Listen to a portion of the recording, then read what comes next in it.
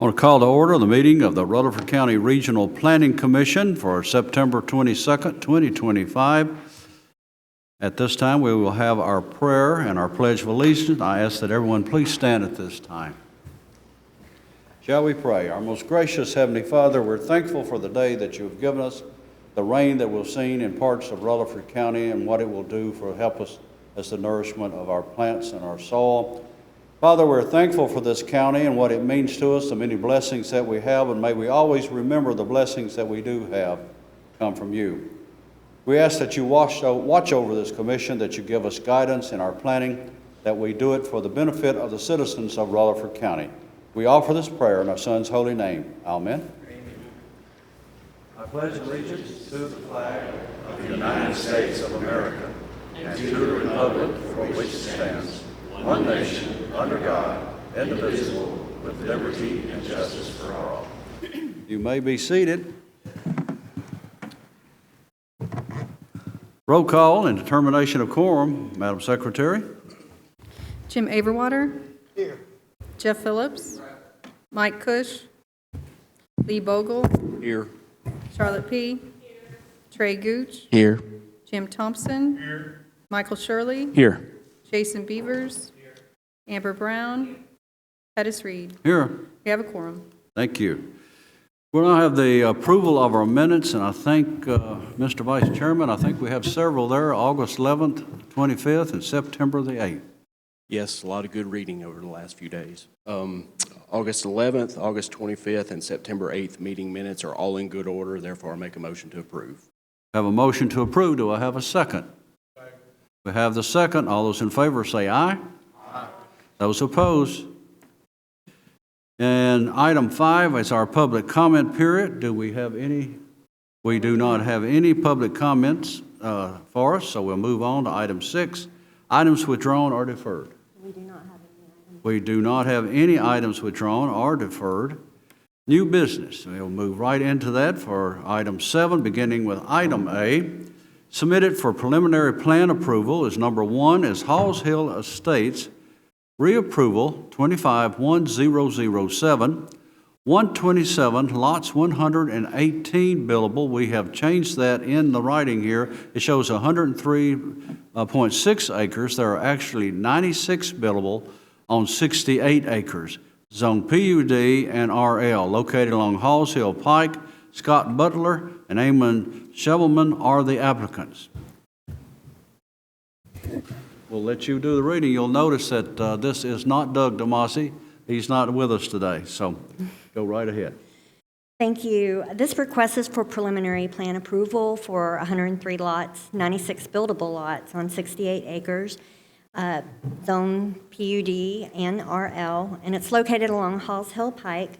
The plan was originally approved on May 24, 2021. Construction plans have been submitted. There were prior issues with the right-of-way along Halls Hill Pike and traffic improvements, but it now appears all improvements will fit within the TDOT acquired right-of-way. Aside from this matter and a few housekeeping items, the plan is in good order. This has 3 entrances out onto Smith Hall Road. If you'll notice, there's no entrances off of Halls Hill Pike. You have the mail kiosk site across the street on Halls Hill Pike. It's served by a step system, and I think from the configuration may have changed since the original preliminary plan was approved with the 5 large lots that are zone RL. That's not part of the PUD, but they will be accessed using the cul-de-sac along Feeder Way. I believe that. And so, Mike, did you have anything you wanted to add? Yes, and like Danielle said, there was a question about the right-of-way width through the area. We have a new employee that used to work for TDOT, and he knew where to look for the plans and found the 1953 plans for Halls Hill Pike when it was constructed by TDOT. So we have the ability now for the developer to move ahead and put these turn lanes in. Furthermore, Smith Hall Road is an existing county road, but they will be required to bring it up to current standards with curb and gutter and grade changes if needed. And we have asked them, I believe they have updated the cul-de-sac diameters. Our fire code recently, if you could recall, had us widen the turnarounds on our cul-de-sacs. So we've asked them to update those, and they've agreed to that. So those will be reflected on the preliminary and also on the construction plans and eventually the final plat for this. But as you can see, the bulk of it in the middle is a planned development, and then the larger lots on this northeastern side are RL size lots. And I'll be happy to answer any questions if you have any. They will be putting in a left turn lane and the approach tapers, if you can see on the plans up in the kind of the north, I guess the north corner of the page. Commissioners, any questions for staff? Commissioner Shirley? Mike, can you go to Street View? Yes. And are we on Smith Hall Road? Does it currently come in at more of an angle, or are we just widening what's already there? Let me get That's my question. It doesn't look like there's much of a on the map that I'm looking at. It doesn't. Okay, so it does turn a little bit. Okay. So the Google Maps driver didn't go down Smith Hall Road, but this is it. You can't blame him. But this is Smith Hall Road, and you can see it's kind of narrow. It doesn't have much of ditch sections on either side. So they are going to rebuild it with curb and gutter and to improve the drainage through there. Will they have to take that road out to base? Like, yes. so they're going to do like a full reclamation or whatever? Yes, sir. Yeah. For the whole length of their development? Yes, sir. Okay. Right. And there is some property to the north of it. There's an event venue, I think, if you remember, right here, a little bit farther north. This is I think there's state property on either side. So the state of Tennessee owns these properties, but there's a little bit farther south. This is an event venue and a few parcels up here. So this will still be functioning as it does today, but their section along their development will be upgraded to current standards. Will the highway department be overseeing to make sure they're doing that right? It'll be the engineering inspectors of my office that will be overseeing that. And then once, we work with the highway department. They're pretty good people to work with, so I guess my question is, I know like for the neighborhood, they'll have to put it in a bond period for a warranty period. Do we get that same warranty period for the Smith Hall Road for their whole length of the section? It'll be a 1-year warranty period. Okay. Yes, sir. That 1 year warranty period starts after the road board accepts I guess that's how it would work, I would think. The improvements would start 1 year after the acceptance. It's already accepted, so I'm kind of scratching my head about that. We would still hold them to those improvements. For Smith Hall Road? For Smith Hall Road, the section, yes, sir. For the length of their development, because they're Right. going to be basically starting over with that section of road, I would imagine. Right. And now that I think of it, yeah, we do that for other roads we put turn lanes in or anything Okay. like that. Are already in the road book, but we ask them to do a 1-year warranty on those. Okay, thank you. Other questions or comments?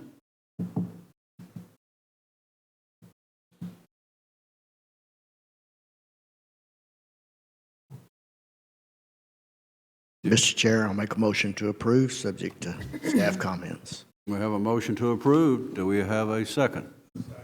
And a second. Any further discussion?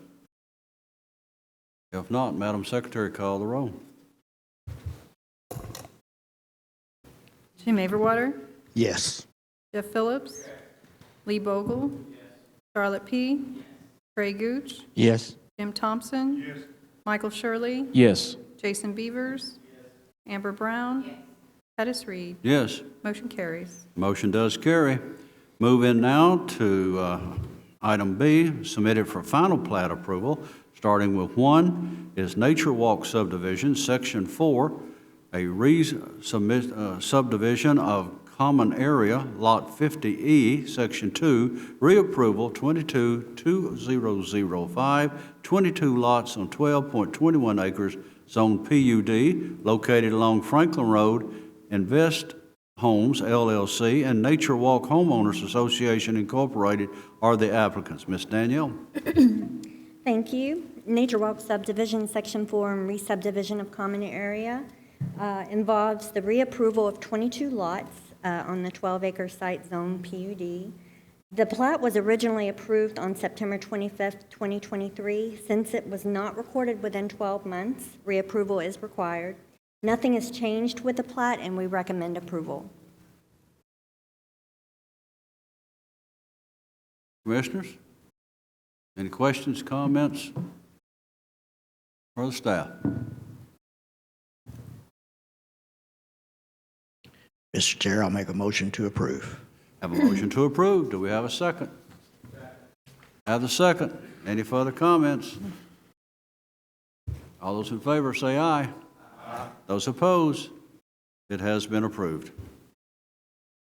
Item 2, Levi Rath Subdivision, 2520-63, 2 lots on 2.64 acres, zoned RM, located along Rock Springs Midland Road. Levi Rath is the applicant. Ms. Danielle? Thank you. Mr. Rath is applying for approval for a 2-lot subdivision. The Planning Commission may be familiar with this. A couple months ago, the request came before you for a waiver for the creation of a non-buildable lot and a lot less than 5 acres off of a private easement. And so you can see that the easement will be provided off of Gray Fox Drive. And the owner has agreed to provide that easement. And the purpose of this was to carve off the home site and to keep the 3.49 acre site for personal enjoyment, for recreational use, gardening, and possibly livestock. The waiver was approved by you guys, so he proceeded with having the plat reviewed, and we recommend approval, subject to comments, which includes the waivers, the previous waivers that were approved. Mr. Chair, that easement is transferable, correct? Yes, it's being platted and it'll be part of the record. Other questions or comments? Move to approve. Have a motion to approve. Do I have a second? We have a second. Further comments? All those in favor say aye. Those opposed? It has been approved. Moving now down to Section C, submitted for site plan approval. Number 1, Epps Mill Road Gas Station, 253002, construction of 4,650 square feet of general retail space, gas station convenience market on 1.48 acres, Zone EAC. Kalpal Patel is the applicant. Ms. Danielle? Thank you. The Epps Mill Road gas station requests to construct the gas station on 1.48 acres was originally approved in 2020 and reapproved in 2022, but construction never began. The resubmitted plan shifts improvements to the western side of the property. Access will be shared with the adjacent Dollar General and connected to Miller Road. Sanitary sewer service will be provided by the city of Murfreesboro pending their approval. And any approval should be subject to all staff comments. And I believe that the change was the city sewer that allowed them more flexibility with the acreage. The original plan, I believe, included a conventional septic system. Is that correct?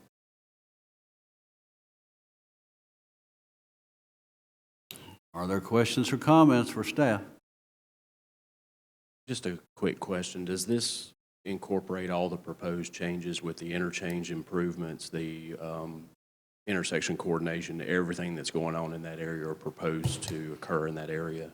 Yes, we had meetings with TDOT, and they are happy with this. They have originally wanted a driveway out onto Epps Mill, and TDOT did not allow it and wanted to share an entrance with Dollar General. I thought that might be the result of the shift to the west to kind of accommodate those Yes, sir. geometric changes. Okay, thank you. Other questions?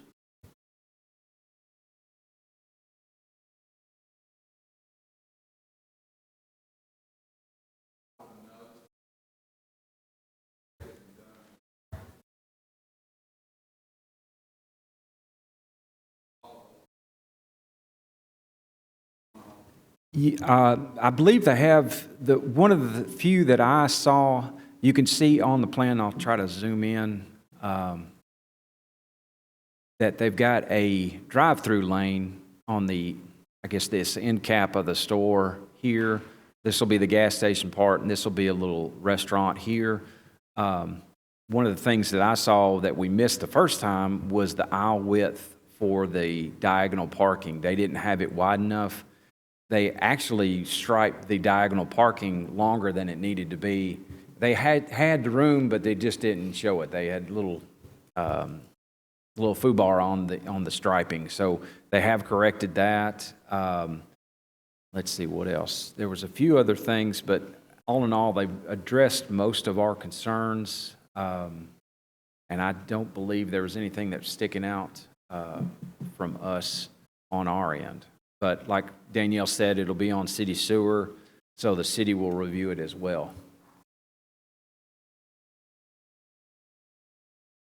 Other questions, comments?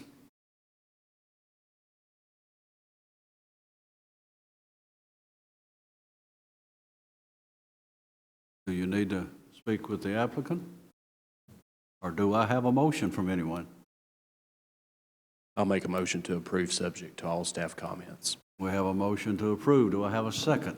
Second. We have a second. Further comments? All those in favor say aye. Aye. Those opposed? It has been approved. Moving now into item 2, East Fork Homes, Townhomes, Sections 1, 253019, 2 lots, 4 townhome buildings on 1.82 acres zoned PUD, located along Central Valley Road.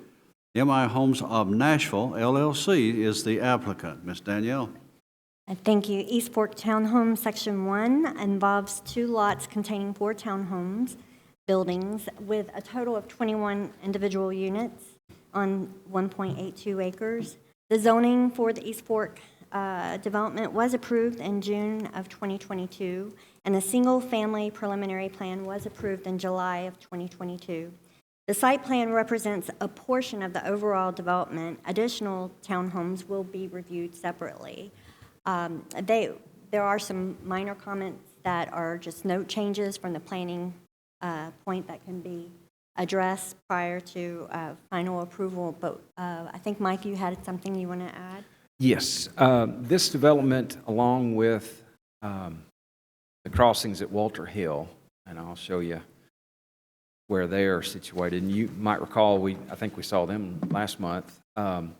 They're going right here. This is the East Fork Homes development here. And the townhome development will be in this area. This will be the Section 2, I think, part of the townhomes, and I think some single-family lots along here. But this is Central Valley. This is Lebanon Pike. These 2 developers are teaming up to put in turn lanes on Central Valley and a traffic signal at this intersection. It's long overdue. If anybody travels this route, they know it's hard for all these residents in Liberty Valley, Liberty Station to get out onto Lebanon Pike. So part of this development, they are going to foot the bill and put in a traffic signal here. So that's just one thing that I wanted to let you know. Let's see, let me get to the plans. So it's a busy section. They have one entrance off of Central Valley.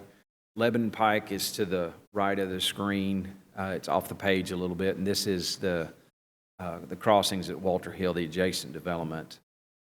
Their Section 1 townhomes, you can see there's a couple units here, and then there's 2 more units here.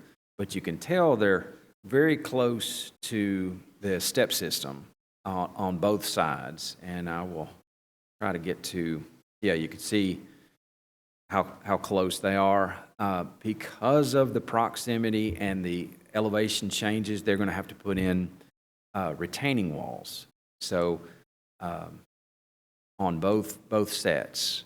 And they will need to work with the consolidated utility engineers, CUD engineers, to make sure that they're not encroaching within the step fields or impacting it in any way. So that's not unusual to have retaining walls. The site civil engineers typically don't have the retaining wall designs just yet. Those go off to the manufacturer of the retaining walls. Often they'll do the designs for you. They will have to have structural elevations, structural engineer, to design these. And because of the height, anything over 42 inches requires a structural engineer, but we'll just need them to work with the CUD engineers on this to make sure that they're not impacting their step system. And see if there's anything else. You can see there's a lot of grade changes. These heavy dark lines are proposed grades, elevations, and they're going to need a retaining wall very close to it. And typically, retaining walls have what's called tiebacks that go into the hill to help hold the wall. So that's kind of why I'm a little concerned. You might be going into the step system a little bit with these retaining walls. It's not unusual for that work to be done, but if it impacts the step system, they could lose lots and it could impact the development that way. So that's the only reason I'm bringing this up, is that they need to work with CUD on these retaining walls to make sure that they're not impacting the amount of soil that they have reserved for the site. Just a quick clarification. In both locations, the townhomes higher than the wall or lower than the wall? Let's see. Let me zoom in here.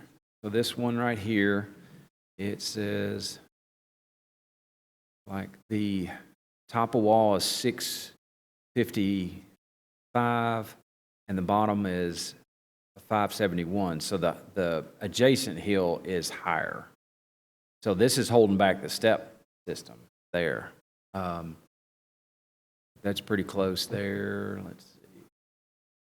Yeah, that's about 7 foot tall. So CUD typically fences their property, but I'm always concerned about high density developments adjacent to walls. So that's why I'm a little concerned about, and then possibly impacting their amount of suitable soils. So just a heads up, it's not anything we can't work around. If worst comes to worst, they have to lose a little step soil, and hopefully it doesn't impact the number of units. On this side, let's see, the top of wall is, say, 56.3 and 52. That's not very tall. Right here, it's almost even. So this one's not a real tall wall. This one is half a foot. So this one's not a very tall wall at all, but it is holding back the step field.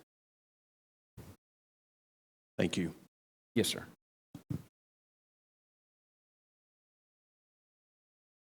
Other questions for staff? I have a question, Mr. Chair. So, Mike, I'm a little curious as to why they are doing these units of townhomes separately from the rest of the townhome development. And I'm making an assumption here. You tell me if it's correct. Is it so that they can get started on this step system for the rest of the neighborhood? They are doing the work. The construction plans have been approved, and they are moving dirt for the normal infrastructure. Let me get to the page. So they are working on the single-family part, the road network here. Zoom out just to here. So they are working on these roads in this area. And the roads, this is actually part of the single-family development. The townhome is just going to be built off of that. So this is all this is in the works. This, I guess, eastern side, it is all townhomes. And this will come at a future phase in this area here. So are the specifications for these townhomes the same as the specifications for the future section? Yes, sir. It was in the plan unit development pattern book, and that was one of our comments, and I'll try to zoom in and show you. They did not have patios, and there's supposed to be little privacy walls between them, and I'd noticed in the grading plan, it was awful tight with the proposed elevations. So they've added those patios and walls and HVAC units and the proposed grades to show that it'll work. They gone a little bit above and beyond and showed me that yes, it will fit in there. So this has all been approved from the pattern book that was approved through this commission and then the county commission as well. Mike, could you kind of explain the parking situation there and what they've done? Yes, sir. Let me go back. So there are long driveways, and I believe they can get 2 or 4 cars parked in the driveway. Looks like they're pretty long. But they also do have shared parking between, there's a spot between these two buildings. This, oddly enough, is being built with the regular road infrastructure. It'll all be part of this development, but they're building this with the construction plans. And likewise, there's a small parking lot off to the side here. So this does have some overflow parking too. And I'll zoom in a little bit more. So they're showing 42 feet. If I can see, my eyes will work. Well, that's out to the curb. So I don't have the pattern book to show, but they do count, I think, 1 car in a garage and 2 to 4 cars outside. I would be kind of hesitant. I really don't want them to park over the sidewalk, obviously blocking the way. But this is what was approved, these dimensions, these sizes of this development. These units, I should say, these townhome units. Thank you, Mike. But it does have parking, to answer your question, I'm sorry, in various places. Let me go back to the master plan. So there's a amenity center across the street with walking trail, playground equipment, that I guess these could be overflow parking too. There's a parking spot between these 2 units, and then one off to the side we saw earlier. The future, there's a couple parking spots on either end of the cul-de-sac, but all in all, that's that was determined on the plan unit development, the pattern book. Right, and I believe that they had were going to include in the covenants that on-street parking would be restricted. Mr. Chairman, would it be permissible for the applicant to come and ask for us to ask him a couple of questions? We will. I've got a question back here, and we'll do that. By my quick count, we just added 17 new driveway connections to Two Forks, and that's a long straightaway. I was wondering if that straightaway is Morning Dove. Is that a 4-way stop there? So that's how they got the long straightaway, is they added a stop sign there? Okay. Can you tell me what the length of the straightaway from Morning Dove to the end of their development where it ties in with the neighbors?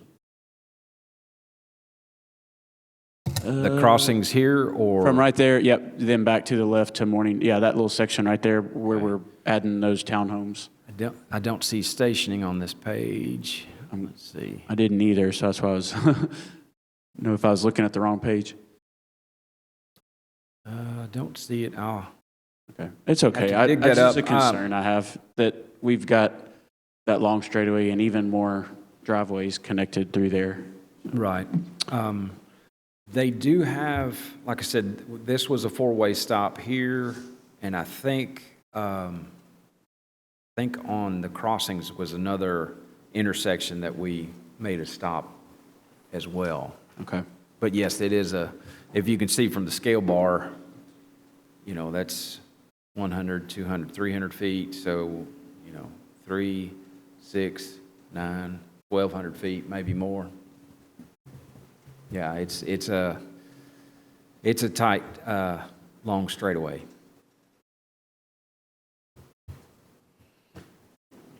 Okay, sir? Mike, are all these public, or is any part of these streets private since they're townhomes?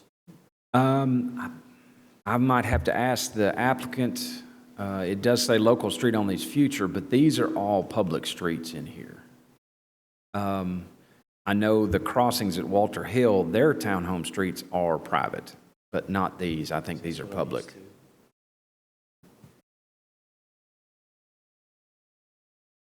Any more questions for staff? I'm just a little bit lost on site plan and not knowing whether or not we're going to impact the soil site.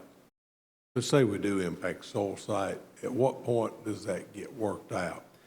At the final plat. Okay. So, yes, sir. CUD will not sign the final plat unless the system has to be installed, tested, and approved by CUD before they'll sign the final plat. They want to be sure that they've got the capacity in the system before they sign their name on the final plat. Thank you, sir. If there are not any more, I'll ask that the applicant or its representative to come forward. Good morning, sir. Good morning, everybody. John Miner with SEC, 850 Middle Tennessee Boulevard, Murfreesboro.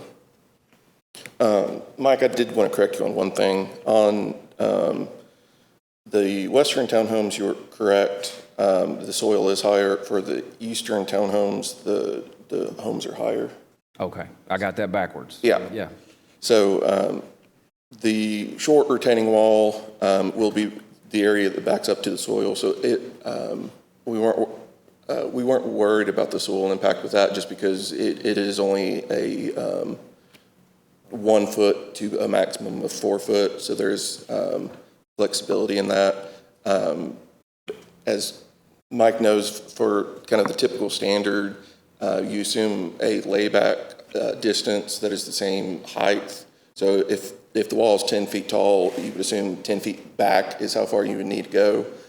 With it being 4 feet tall, you don't have that necessarily that exact restriction, but we do have enough room to be off the soil area, the soil property line by 5 feet, which would give us plenty of room.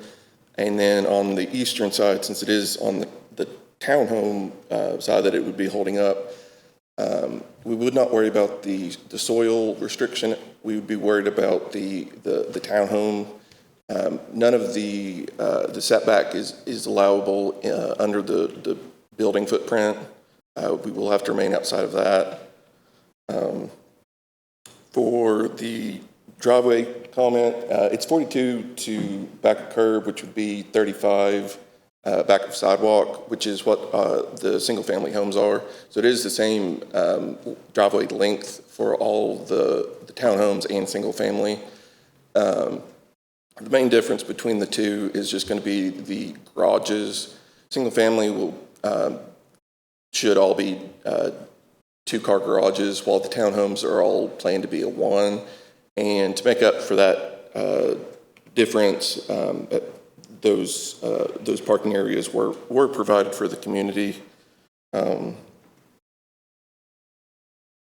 I'll be happy to answer anything else. And the driveways for the townhomes are 2-car wide? Yes. Okay.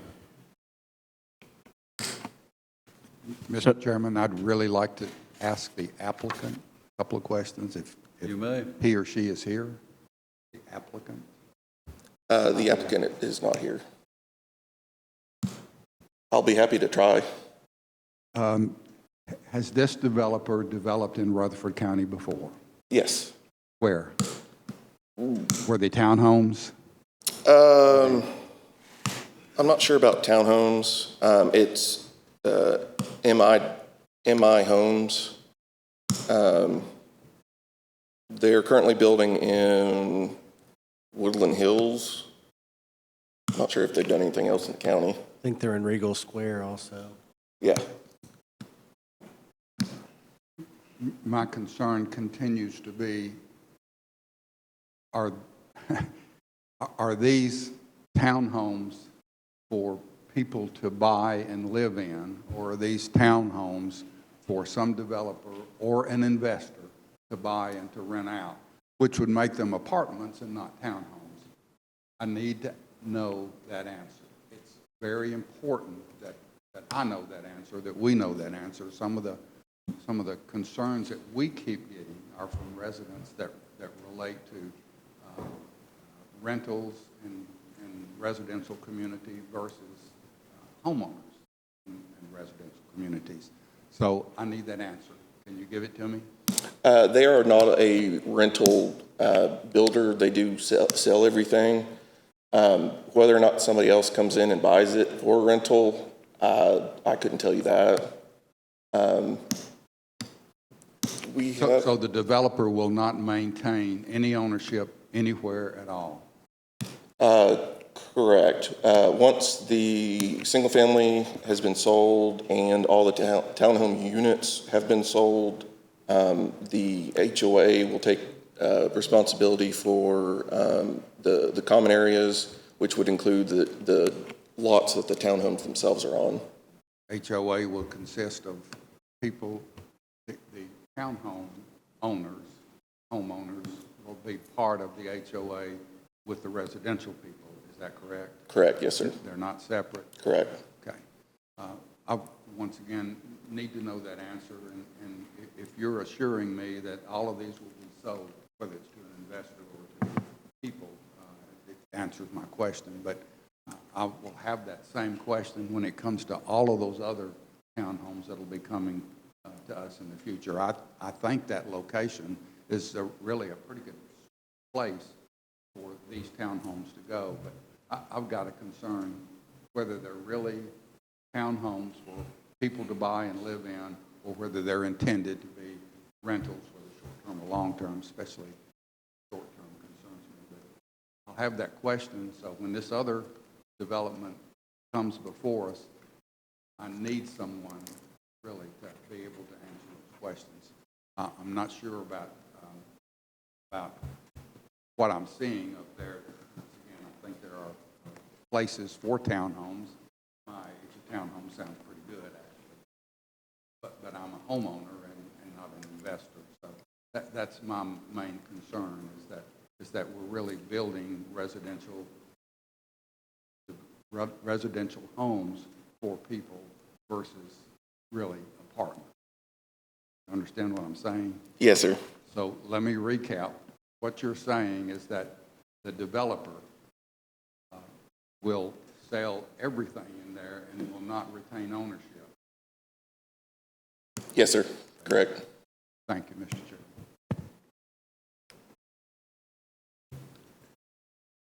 Any other questions? I guess I have more of just a general statement. I went and looked at the agenda for today, and it does show this property in kind of with a big view of the property to the east. And I'm just seeing Two Forks is just a long straightaway. And I'm not sure that there's anything I can do about that today, but I just want you all to know as you're talking to developers that these long straightaways with many driveway connections on them is a big concern to me. I do appreciate that this neighborhood has sidewalks. At least people aren't going to be walking in the middle of this long racetrack here, but I just see a lot of potential for problems, in this plan? Mike, this is, I guess, kind of a question for you. Section 2, we have held off just while CUD catches up, basically, since we had the soils approved. So we have not submitted Section 2 for permit. Would the county like to make either of the two cul-de-sac intersections a three-way stop? We could look into that. I mean, you're talking about for the Section 2 townhomes? Well, it'd be the Section 2 construction plans, not the townhome plans that they would be installed, since the road has to be created, and that set approved prior to the townhome set being submitted before the planning commission. We could look into that, yes, sir. Yeah, and I'll speak to that just for my limited knowledge, that stop signs cannot be used for traffic speed control. Correct. So my problem is not whether we need stop signs there, it's the design of long straightaways. Because if there's a stop sign, it's a long straightaway, somebody may not be paying attention, they just run right through it. But if there's a cul-de-sac or a roundabout or other traffic calming measures, a curve in the road, things that if people aren't paying attention, then they run their car through the middle of a roundabout and damage their car, but not T-boning somebody else. But that's my concern. Like I said, I don't think the plan looks to be in good order. I don't think there's anything I can do about that. There's nothing that says you can't have long straightaways past a certain footage, but it's just an overall concern that I'm seeing repeatedly on plans that are coming before the commission. Yes, sir. What is it? Mike, we did I know you, I guess this is more towards Josh, but the county doesn't want any type of speed bump in the road. We've done a raised median, or a raised intersection, if that's something that the county would want to look at. We'd have to work with the highway department because eventually it'll be their road. But we have looked at other methods to help calm the traffic. And this one it was a hard one to because you're working with the soils, and then you're trying to build outside of the usable soils, so it's a balancing act for both the development and the county to review and look at. But yes, we can look at various options to help calm the traffic. And that would be for the road approval. After the road approval, then we would submit the site plan. So the county would have two different opportunities to take a look at it, and the latter, the site plan approval, would be where you all would have the opportunity to look at it again as well. Mike, would there be any reason we would not want to make the two cul-de-sac streets private? I understand keeping the Two Forks Collector public road, but is there a reason? Like I said, the crossings at Walter Hill, that's how they are set up. And I think I saw a master kind of plan. help take some responsibility off the highway department. Yes. Well, they're not on this set, but yes, the development just to the east, their townhome development, they do have some townhomes on public streets, but their cluster set up kind of like their Section 2 in this East Fork Homes is on public streets, these cul-de-sacs. So I wouldn't have a problem with it. I mean, if that's the way we could set it up. Yes, sir. As Commissioner Shirley says over there, if you are a county commissioner out here, some of your major calls that you will have in the county is from individuals talking about the speed within subdivisions. I'm on my 12th year, and that's some of the major calls I get, is can you not do anything about the speed out here? And it doesn't have to be in a subdivision. It can be in just the regular roads. When I first started, I never heard that. Today, I hear that. And it's due to the fact, I think, of some of the cars that we have now. And it's due to the fact that more teenagers have cars. That's one of it too. But then I have to explain to them, everyone called me want to put speed bumps out there on those roads, and I have to explain we can't do that. And I have to go through that. But that is a number one call that I get is slow down the speed within subdivisions. And what it is when they get an opportunity to street straight ahead. Rutherford County today, you don't have an opportunity to take off real fast because usually you've got a stream of cars in front of you, and you can't do that. But when you do see one out in the county, you like to see what these cars will do. I mean, it's only natural. I know I'm getting ready to approach 77, but I guarantee you back when I was a little bit younger, I'd love to see what those speeds would do. And that's what we have, and that's what we're dealing with today.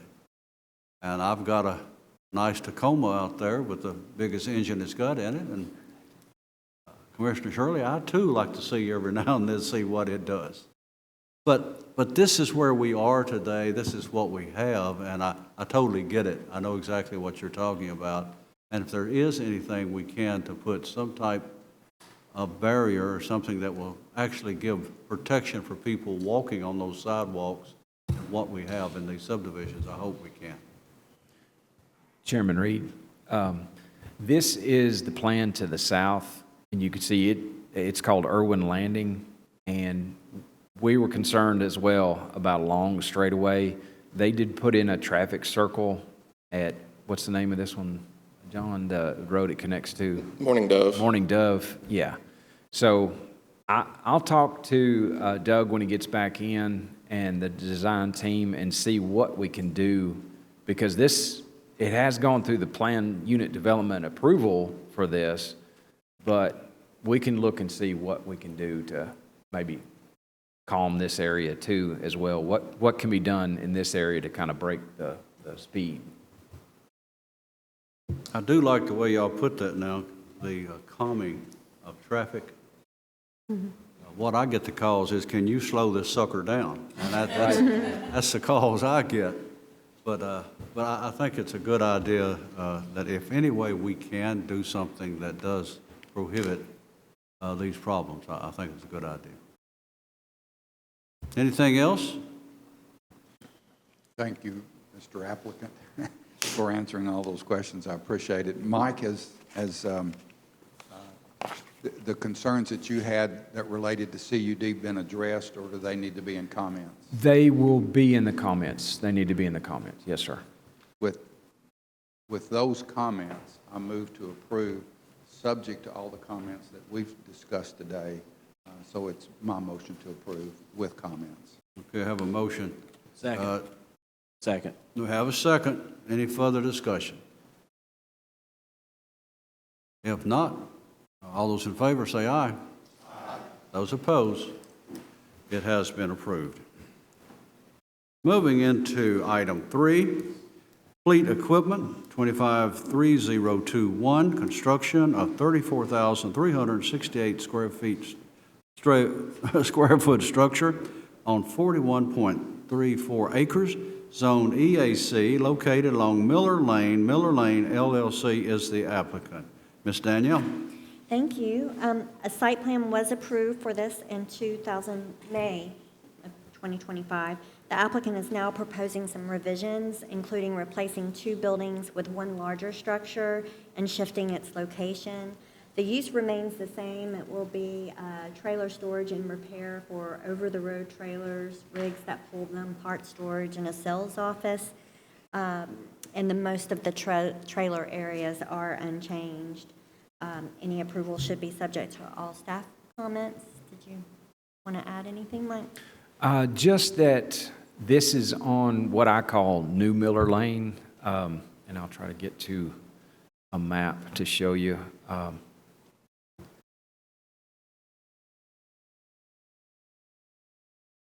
So if you recall, the current Barrett Manufacturing is kind of sandwiched at the end right here. This is Old Miller Lane that TDOT constructed, and this was also constructed by TDOT. They also, confusingly enough, call it Miller Lane as well.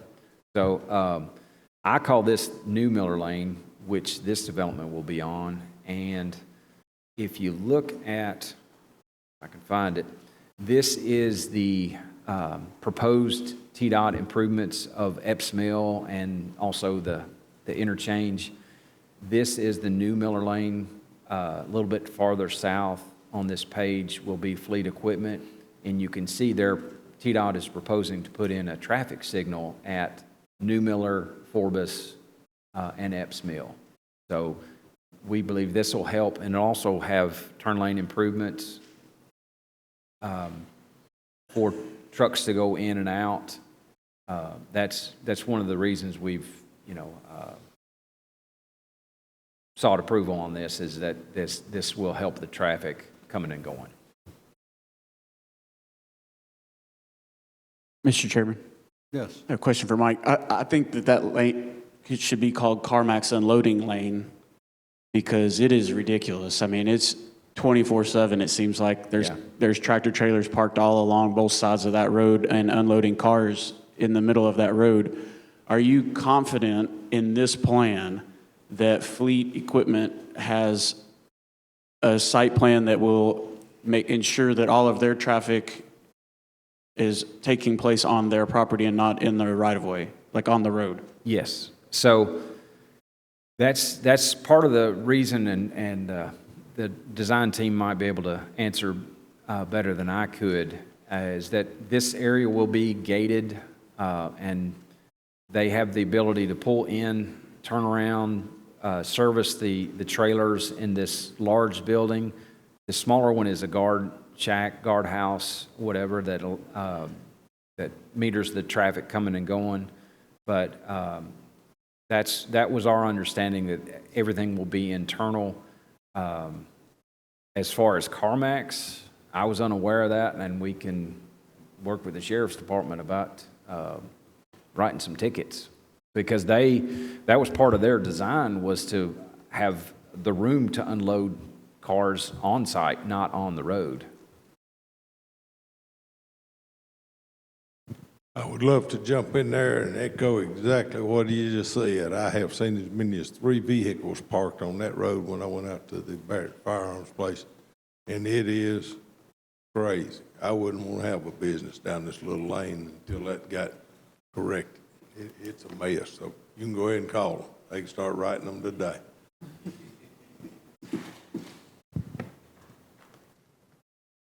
Other statements, comments? Is the applicant or representative here? Gonna keep you busy this morning. Can you answer exactly what they're?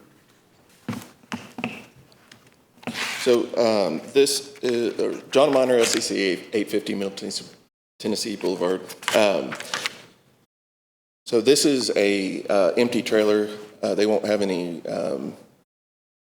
Loaded freight. loading freight. They're all going to be empty as they enter, and they will all be empty as they leave. This is strictly for empty storage and maintenance of them.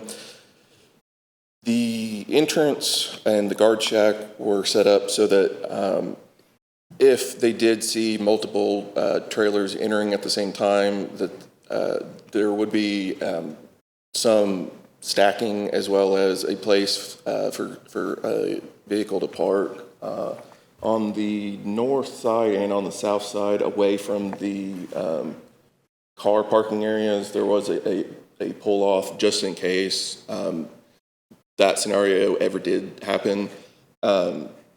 It's not expected, but obviously that does happen. But they would have essentially the 2 parking stalls, as well as about 2 parking stalls or 2 queuing spaces prior to the guard shack, 3 if you don't count the guard shack. So they would have the ability to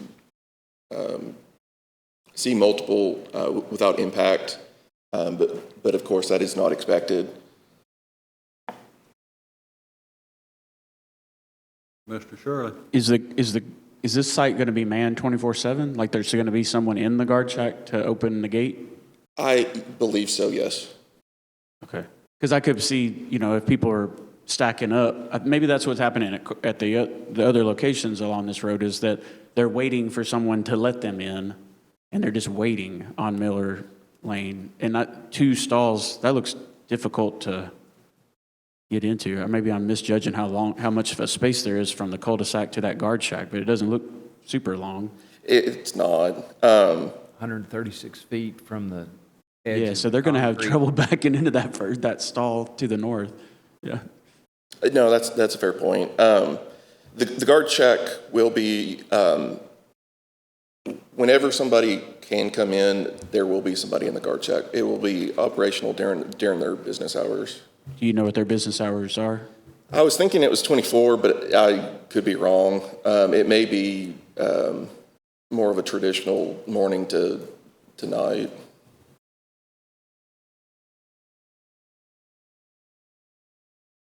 Any other questions for the applicant? If not, you may sit down.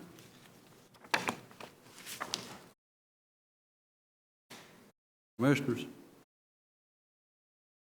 Any other questions, comments, or a motion?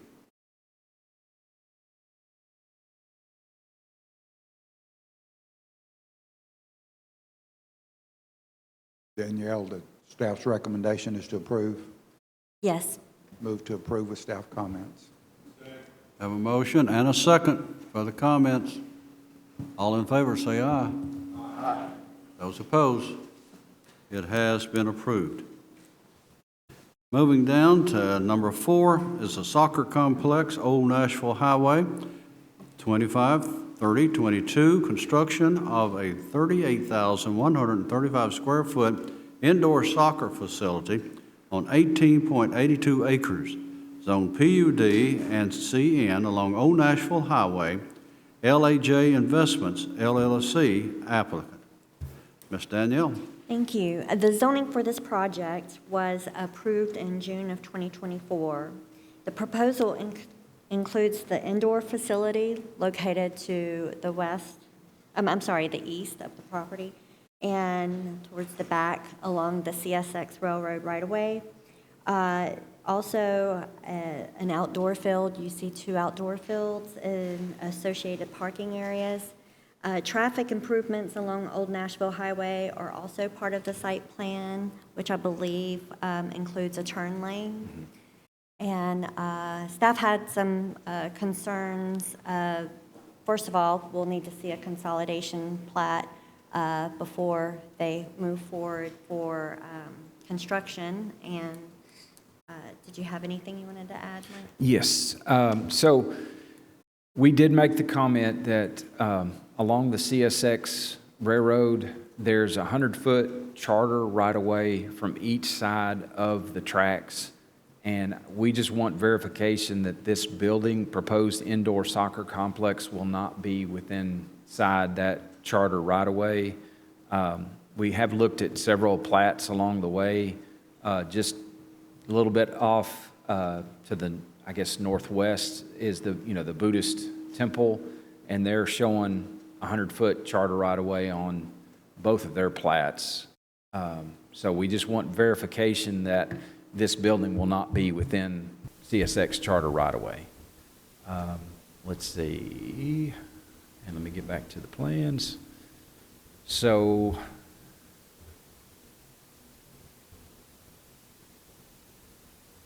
in working with the design team and meeting their stormwater requirements, you can see some large stormwater management areas.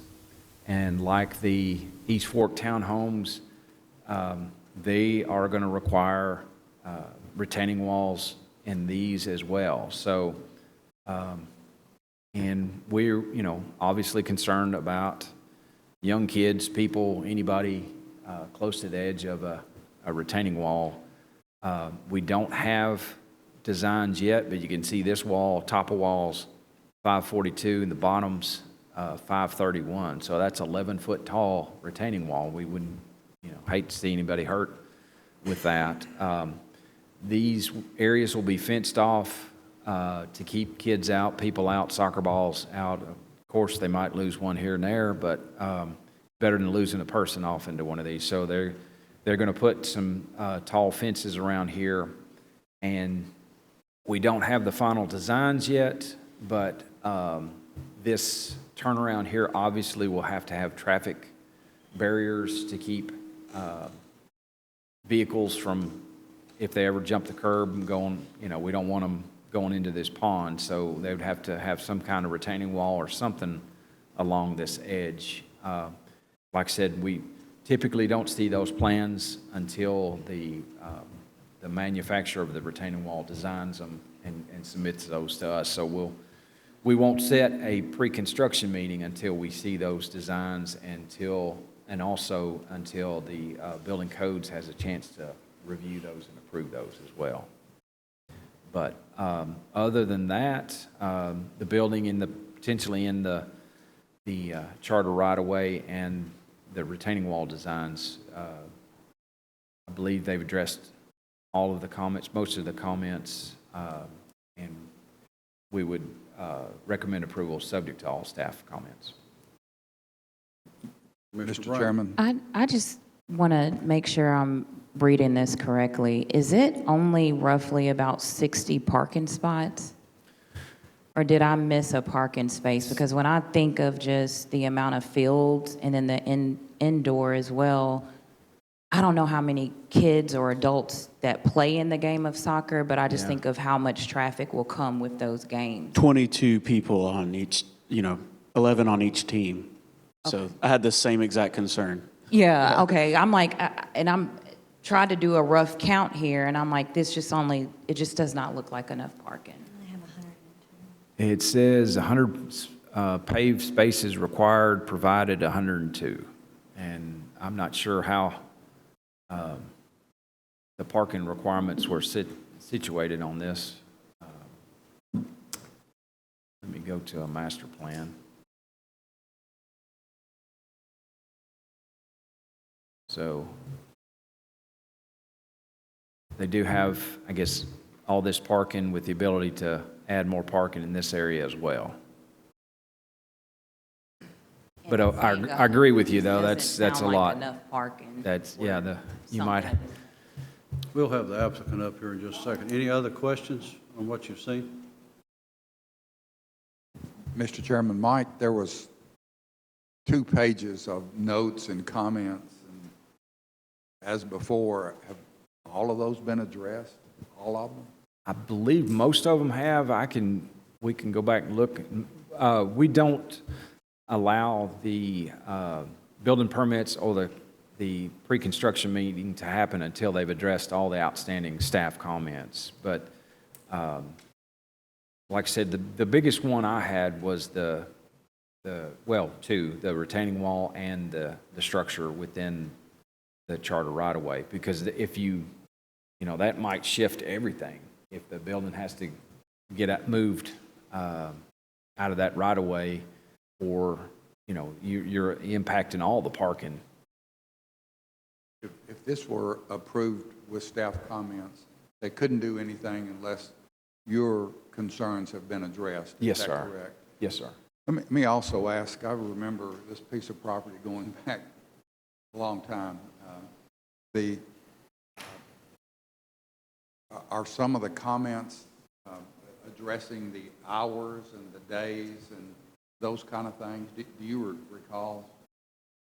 That might be a Doug question. I don't know if I was involved in that. It looks like in the PUD, they established hours of operation, and that's in the PUD documents, that they are going to operate weekdays from 10 a.m. to 9 p.m., weekends from 8 a.m. to 10 p.m. during the summer, and the indoor facility would be used primarily in the winter with the same hours. So all of the concerns that people had, when they were talking about building this complex, have been addressed in those comments. Is That's- that correct? Yes. Okay, thank you. And likewise, they are adding turn lanes on Old Nashville Highway, I guess a eastbound and a westbound left for Reynolds Drive, opposing left, so to help with the traffic coming and going. Mr. Chair, I have a question for Mike. I was thinking there was a different engineer with this originally, and there was a lot of discussion regarding the turn lanes and the ability. It looks like they bought a piece of property next door so that they could get that slow down ramp there to make a right Yes, sir. turn. But I also recall some timing. They were requesting to do these turn-ins at different times. Where did we work out? They're going to do it all at once, is that correct? Yes, sir. This will be all at once And that'll with be with the upfront. entrance. So, yeah, and they are proposing a decel right turn lane as well, or I guess northwest right turns into the site. But yes, no, this will be required with phase Before one. the certificate of occupancy. Yes, sir, before we allow them to open up. Yes, sir.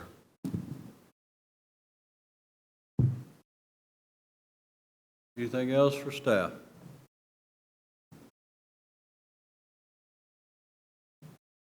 If not, I'll ask that the applicant come forward or your representative.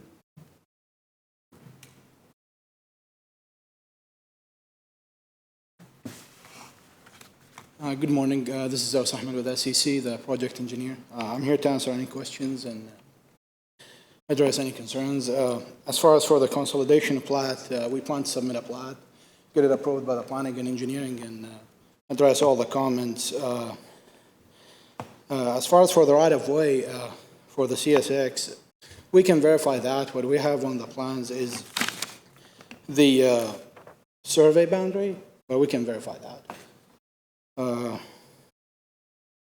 Retaining walls, we will provide engineering plans for the planning and engineering and get that reviewed, approved. We'll have safety retaining walls and railing around it. And as far as for the parking, it's already listed on the parent book, so we were just matching that.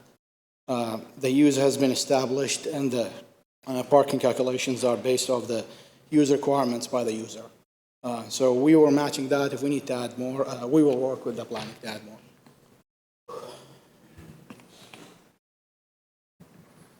Thank you, Mr. Chairman. For parking, are you showing two phases of parking? So we're showing a paved parking space and an overflow grass parking. In case they need more, then they can park on the grass overflow parking. How many paved parking spots will be built initially? Or can you direct me to the page in the plan that talks about that? So there is a total of 102 parking provided. Not off the top of my head for the amount of paved, but it's, Looks like provided 102 plus 5 handicap for 107 total spaces provided. Would that be built initially, Mike, or is that phases? I so believe, yeah, go ahead, I'm sorry, Alice.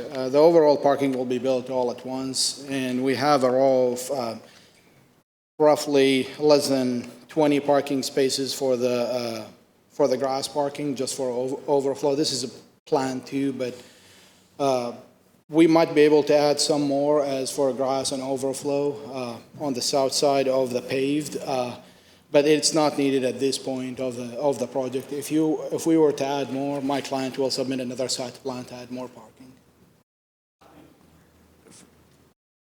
I'm comfortable with the 102. With knowing that there's grass overflow. Obviously, if the games are rained out, then you're not going to need the grass. And if you can park on it, you can play on it probably. So I'm okay with that. I think that that's reasonable. I miscounted. I didn't see nearly 107 spots.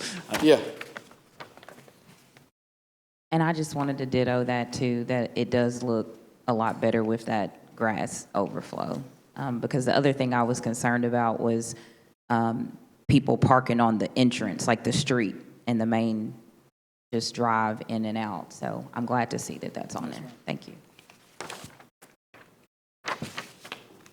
Anything else? Just one quick question. We're talking about a soccer complex. Anything else? Can anything else happen on that piece of property? Can you use it for anything else? To my understanding, other than the soccer, the soccer club, and that's the approved use on the PUD, that's the only use being proposed by my client. So if sometime in the future, the open spaces, there wanted to be some junior pro football teams that wanted to use that as a practice field, what do you think about that? On the, like the leftover on the property area? I don't care. Just if somebody wanted to use that piece of property for something else, would that be allowable according to you? I would defer to planning to answer this question because the zoning only allows for the soccer field, so I wouldn't imagine something else would be allowed. Okay, thank you. I do have. I know how hard it is to find a soccer field, and they're very protective of their spaces. So I doubt they'd let anybody else tear it up. Yeah. Mike, never say never. You never Right, know right. what's going to happen 20 years from now. True. Yeah, this is a book zoned with a PRD, PUD, so it's not straight zoning, so I would not imagine another use would be allowed other than soccer here. And I may have missed this and just more of a confirmation. The building, or I guess that proposed building, will that be a field as well on the inside, like an indoor field? It's an indoor soccer field. It's similar to the one on Siegel. I'm not sure about the architecture. We're just showing the footprint, but it would be comparable in the architectural type.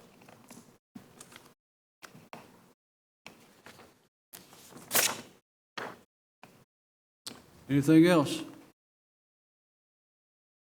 Mr. Chairman, we've talked about this piece of property for a long time, and the applicants have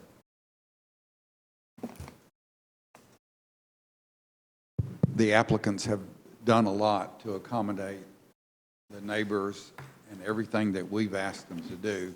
I know there's still work to be done, but them answering all of our questions today and all of our concerns in the past, I'll make a motion to approve with staff comments that some of the concerns that are still left are addressed before they can start construction. Second. We have a motion to approve. Do I have a second? Second. I have a second. Any further discussion? All those in favor say aye. Aye. Those opposed? It is approved. Thank you, sir. Thank you. That's all that business for today. We have staff reports and other business. Anything over here? No additional? Yeah, I do. So Mayor Carr has requested Douglas and I to review the subdivision regulations and come up with any overhauls or corrections. So if you had some ideas that you wanted us to look at, contact Doug and say, hey, this is what I would like to see changed in these subdivision regulations, as far as block length. We're trying to, do a thorough review of everything and say, does this need to stay this way or does this need to change? So if you think of anything else you'd like to change, now's the time. So, because we're going to start reviewing it and going over everything. I'm assuming, Mike, that won't happen overnight. No, sir. It'll take No, a sir. long period of time for us to go. It'll take a while. So yes, sir. It just, if you think about it, just send Doug or me an email, say, hey, this is what I'd like to see change. What do you think about it? And we'll review it, correct it, revise or whatever, and then present it back to y'all for your review. Danielle? Also, don't forget the training opportunity. Doug had sent each of you an email last week, so if you are interested in attending the conference at the end of October, just send him an email and we'll get you registered. I think they've got a date, September the 25th? We've got to have, Yes, we'd like to know by then. okay? Mr. Chair, I have a comment to go along with Mike's statement there, and also with Commissioner Phillips' statement earlier. We got into a discussion of the construction of townhomes for the true purpose of making rental apartments. Don't know if this can be addressed in the subdivision regulations, but I'm a very big proponent of building homes for our children and grandchildren to purchase and build equity and housing affordability, and part of that is having enough homes for them available to purchase. I'm very much against out-of-town, out-of-state investors coming in building neighborhoods or even buying neighborhoods for the purpose of rentals. I don't know if there's a way to put that into the subdivision regulations, that if somebody wants to come in and buy a certain percentage of the properties, one owner, then... Right. Then I would have to defer that to our legal counsel for... I think that's something that we should look review at. and input. Yes, sir. But no, that's definitely something we can look to and discuss with our legal counsel. That's a good point. Appreciate that, Commissioner. Any other business? Mr. Chair, I have a question. When we left the meeting the other night, and I know somebody had asked a question about where the plan was going, and Commissioner Cush asked the timing of these other things. It was my understanding, I guess, that we are a recommending body because most of us in here are not elected, and that we were forwarding this to the county commission for their approval. And I guess I misunderstood. I thought that was the conversation, and then somebody came to me afterwards and said, no, the county commission does not vote on these matters. And I think as a matter of policy and procedure, us just being a recommending body, that we should send that there. Is that the plan to go? I mean, where does the plan go from here? I'd like to defer to Nick. So my understanding is that last month, this body adopted Plan Rutherford to supersede and take precedence over the prior comprehensive plan that was passed in 2011. As we stand here today, Plan Rutherford is the comprehensive plan as adopted by this body. In certain aspects, we are a recommending body, but for this particular item and others, but for this particular item, it has the authority to have done what it did, which was adopt Plan Rutherford. Now, like the 2011 comprehensive plan, which was not formally approved or adopted by the county commission, so too, as we sit here today, the Plan Rutherford has not been formally approved by the county commission. What does that mean? It means it has the same effect as the 2011 plan, meaning it is a guide. It is a tool for this body to use in its land use decision-making process. It is a recommendation. That's the current legal status of Plan Rutherford. The law permits the county commission to formally adopt Plan Rutherford, and my understanding is that Plan Rutherford will be transmitted to the Public Works Committee, I think at the next Public Works Committee meeting, and from there the Public Works Committee can take whatever action it deems necessary to send it up to the county commission for consideration. There will have to be another public hearing before the county legislative body if it wishes to adopt Plan Rutherford, and so there has to be proper requisite notice given 30 days out prior to that hearing taking place. That can be done at a specially called meeting. It can be done at a regular session. It doesn't matter, but there has to be a public hearing. If the county commission formally adopts Plan Rutherford, it has a little bit more weightier legal effect, and basically land use decisions of this body and rezonings that go up to the county commission must strictly conform to the Plan Rutherford comprehensive plan in that regard. So there's a different legal distinction between the two. Right now, it's just a recommendation, a guide for this body to take into account the decision-making process. If, in fact, the county commission formally adopts it, it has a more weightier effect. Again, you have to more strictly confine your land use decision-making to the terms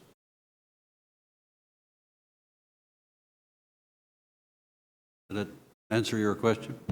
It does perfectly, and I think Public Works especially should have comments on, is it doable, is it practical, can we do something better before we adopt any kind of restrictions upon planning in this county.